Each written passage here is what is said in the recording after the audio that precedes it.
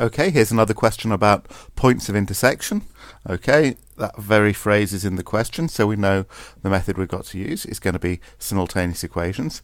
But this time, I'm not actually going to be finding the points of intersection, I just want to know how many there are. Okay, and it gives me a clue about how I can do that. But points of intersection, that gives me my starting point. These two graphs, I want them to intersect. So, simultaneous equations, they've got x squared terms in, so I'm going to use substitution. And because both of the graphs begin y equals, it's dead easy to substitute one into the other. What I'm going to do is substitute the first one into the second one. That means I copy out this equation, y equals x squared plus 2, but where I see the y, I just put a bracket, okay? And it's the other equation that tells me what to fill in for y, and that tells me that y equals 3x plus 1.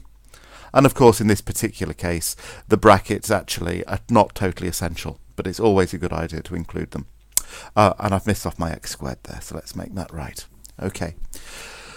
Now, in this particular case, I'm definitely going to, this is going to be a quadratic equation. I definitely am going to get my naught on this side, because it's the simplest route to getting just a positive number of x squareds. So I'm going to get x squared on this side. In order to get rid of these terms here, what I'm doing to both sides is I must be taking away the 3x, and I must also be taking away this plus 1. So I'm subtracting 3x from both sides, I'm subtracting 1 from both sides, so the 3x and the 1 disappear and become 0. And on this side, I'm subtracting 3x. I want to do my x squared term, then my x term. I've got no x's originally, but I'm taking away 3x. So I'm going to get minus 3x. I've got minus 2 already, but I'm taking away another 1, so I'm going to get minus 3. Now, I've got my quadratic equation, but it didn't ask me to solve to find the points of intersection. I just want to find the number of points of intersection, and it tells me to use the discriminant. So, I don't think this equation factorizes, but even if it did, the discriminant is in terms of a, b, and c. So what are a, what are b, what's b, what's c? Okay, well the number of x squareds is 1. The number of x's, remember the minus is glued to the 3, so b is minus 3, and c is also minus 3. And my discriminant you need to learn is b squared minus 4ac. So we quote b squared minus 4ac is something squared minus 4 times something, use the brackets. What's b? b is minus 3. b squared minus 4ac, so a is 1 and c is minus 3. So minus 3 squared is 9.